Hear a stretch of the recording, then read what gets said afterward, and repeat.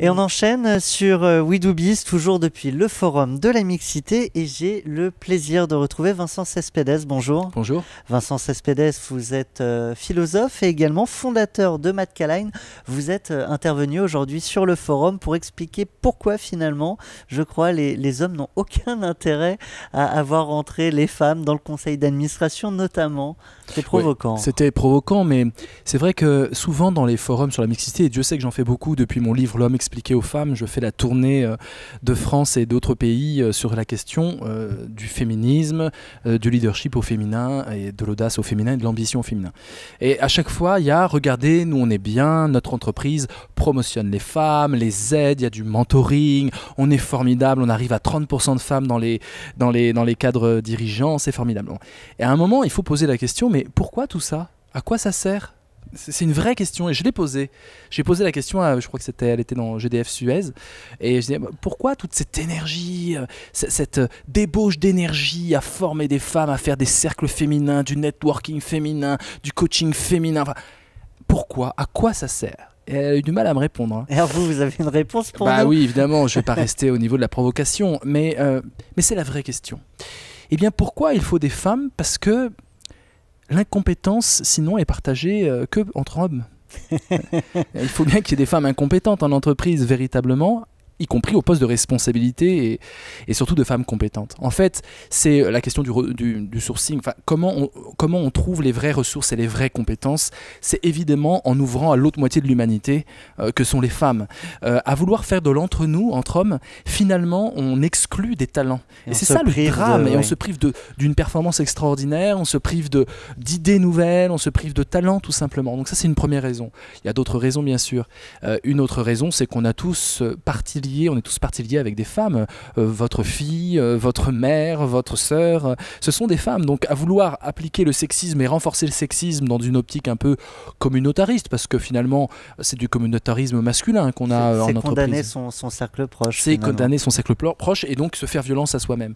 Autre raison, on vieillit très mal. Lorsqu'on a passé toute sa carrière à exclure les femmes, regardez les hommes de 70 ans qui ont joué ce petit jeu-là, ils se sont coupés de leurs émotions, ils sont dans l'égocentrisme absolu, ils racontent leur bataille d'anciens combattants et finalement ils se sont asséchés.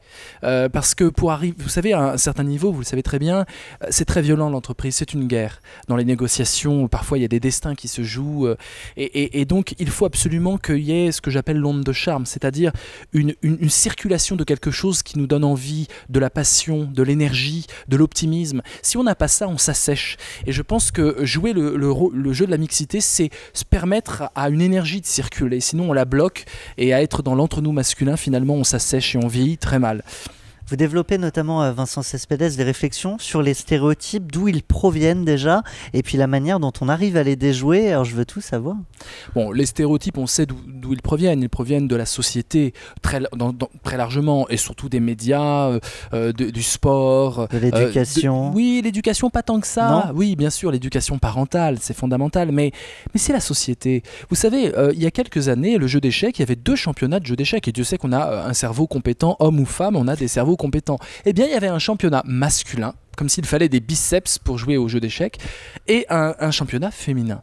Et puis il y a une petite génie du jeu d'échecs, Judith Poglar. Judith est venue, elle avait 16 ans, elle a été évidemment numéro 1 partout dans le jeu d'échecs féminin.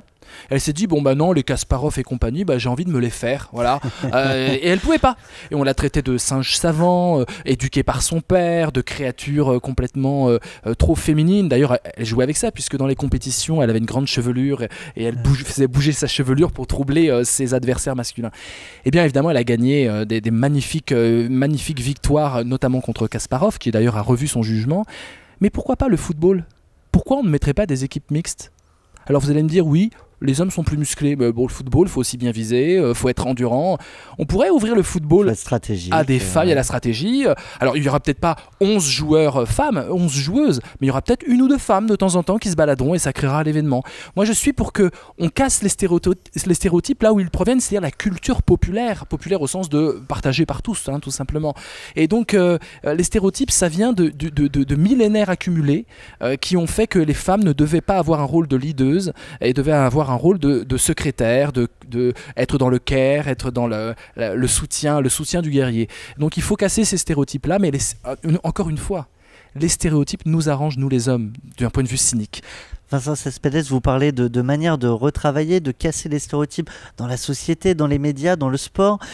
Est-ce qu'il y a des moyens de le faire déjà en entreprise à notre petite échelle finalement? Alors pour moi, il y a 3 façons de casser les stéréotypes pour finalement faire en sorte qu'il y ait plus de justice. J'ai l'impression qu'aujourd'hui, avec la complexité croissante et avec l'information qui circule et la nécessité d'aller vers l'agilité ou en tout cas vers plus de souplesse dans le management, nous sommes obligés d'augmenter l'intelligence collective. Nous avons vraiment une sorte de révolution de l'intelligence que je dirais d'ailleurs intelligence connective. C'est ceux qui sont connectés qui sont intelligents aujourd'hui. Eh bien, nous avons besoin de tous les talents pour cela. Alors, le premier moyen de casser les stéréotypes pour faire que les talents féminins puissent éclore, c'est de se regarder soi-même, d'être très autocritique et très vigilant. Lorsque j'étais directeur de la collection Philosophie aux éditions Larousse, j'avais une responsabilité énorme. On a sorti 20 titres, donc des livres de philosophie qui font avancer la philosophie. Il m'incombait d'inviter non seulement des philosophes femmes, et on a eu autant de philosophes femmes par ma volonté que de philosophes hommes pour faire avancer la philosophie, mais il m'incombait aussi d'obliger mes auteurs à faire des références à des intellectuels féminins, donc des intellectuels. Et donc j'ai sollicité, et je crois qu'on est arrivé à 40% de citations de grandes écrivaines qui étaient classées littérature alors qu'elles sont en fait philosophes, de grandes romancières qui sont extrêmement philosophes. Donc il y a une volonté vraiment d'essayer de s'améliorer en disant que aujourd'hui le combat féministe est un combat masculin, un possible combat masculin parce que c'est un combat contre l'injustice. Et l'injustice en entreprise produit un défaut de performance absolu. Donc en voulant que les femmes puissent participer, on fait reculer l'injustice et donc un sentiment de fierté et peut-être un sentiment aussi où l'émotion est possible parce que l'entreprise de demain doit être connectée, c'est-à-dire faire avec l'émotion et l'intelligence. On ne va pas arrêter de déshumaniser les pauvres hommes qui vont en entreprise la peur au ventre, à faire des rodomontades alors qu'ils n'ont pas d'ambition mais juste pour être dans les postes de prestige. Donc il faut arrêter avec les ectoplasmes et il faut les passer par-dessus bord et ça il faut donc qu'il y ait aussi, je dirais, une campagne anti-fausse ambition. La vraie ambition, celle qui est généreuse, celle qui est pour l'équipe, celle qui est humaniste, il la faut, hein, avec des visées sociales et environnementales. Mais l'ambition de l'ego, il faut la faire reculer. Et pour ça, il faut qu'on arrête avec cette virilité qui a des coûts extrêmement forts en termes psychologiques pour les hommes aussi. Voilà. Le dernier levier, c'est ce que je crée avec Matt Caline. Ce sont des formations très ludiques où on utilise les sciences humaines pour faire avancer l'entreprise. C'est le parti pris que j'ai eu.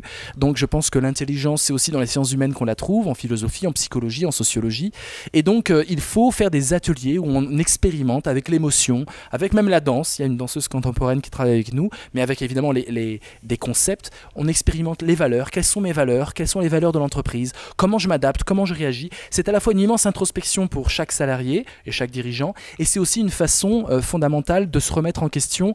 C'est le rôle de la philosophie originaire, c'est-à-dire connais-toi toi-même. Donc une remise en question radicale. Et je pense qu'avec ces 3 moyens, on peut vraiment laisser la place aux femmes pour plus de justice. Alors là, on évoque à notre niveau d'adulte en entreprise. Alors évidemment, on peut toujours évoluer, s'améliorer. Maintenant, est-ce qu'il n'y a pas un travail à faire dès le plus jeune âge et une manière d'ouvrir les garçons, les filles au champ de leur possible? Oui. Sur le plus jeune âge, il faut absolument que les garçons jouent à la dinette. C'est très important. Et ils auront à faire la bouffe plus tard. Donc, si vous voulez, et puis à la poupée, parce qu'ils auront peut-être un enfant, on ne sait jamais. Et il va falloir qu'il y ait de l'empathie pour l'enfant. Vous voyez, tous les jeux qui sont traditionnellement, je dirais, centrés sur la femme, en fait, sont des jeux qui concernent l'intime. Et aujourd'hui, la bonne nouvelle, c'est que l'intime est en train d'être réévalué par les hommes. Les hommes veulent de l'intime. Et ils en ont marre d'être seulement des sortes de bêtes de travail cyniques et absolument, je dirais, phallocrates. Ils veulent aussi l'intime, ils veulent aussi l'amour, la tendresse et le travail et la performance. Et donc, cet intime qui monte, ce goût de l'intime en temps de crise, il est très important, fait que les hommes commencent à prendre à cœur leur rôle de père, à aller à la crèche de plus en plus, c'est pas assez mais encore, et surtout à ne pas mentir. Moi je suis pas du tout pour une égalité, même dans les couples, je suis pour que les gens soient libres, et je suis pour que chacun puisse être avec l'autre en dehors du mensonge. C'est-à-dire que pour moi, le pire, c'est d'arnaquer l'autre, notamment notre amoureuse, notamment la maman de nos enfants, en lui faisant promettre ou croire, en lui faisant croire à des choses qui ne vont pas être dans les actes parce que ça ne nous correspond pas. Donc je suis pour un dialogue de vérité. Après que les rôles se répartissent en fonction des désirs de chacun, moi je suis pas le sociologue derrière l'oreiller ou dans la chambre à coucher pour vérifier comment se passent les choses. Mais il est important qu'on aille vers plus de vérité. La philosophie, c'est quand même ça, c'est l'amour de la vérité. Et je pense que la vérité peut changer le monde.